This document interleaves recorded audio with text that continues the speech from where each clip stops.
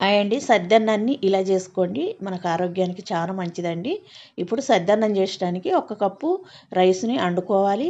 వండుకున్నాక కొద్దిగా చల్లారినాక మట్టి కుండలు వేసుకొని ఒక హాఫ్ కప్పు సల్లు వేసుకోవాలి. 2 కప్పుల పాలు వేసుకొని ఇప్పుడు ఒక కప్పు వాటర్ వేసి కొద్దిగా సాల్ట్ వేసి అదంతా కలిపి పైనుంచి కొన్ని ఉల్లిపాయలు పచ్చిమిర్చి పెట్టుకొని ఇప్పుడు దానికి క్యాప్ పెట్టేసి నైట్ అంతా వదిలేయాలి.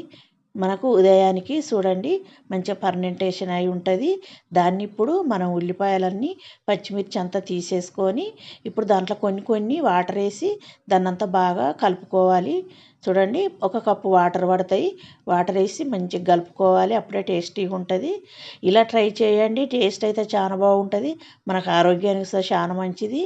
ఇప్పుడు సర్వింగ్ చేసుకోవచ్చు. ఇంట్లో వాళ్ళకు పిల్లలకు పెట్టండి. టేస్ట్ ఆరోగ్యం అన్నీ ఇందులో ఉన్నాయండి. తప్పక ట్రై చేయండి. నచ్చిందంటే లైక్ చేయండి, షేర్ చేయండి.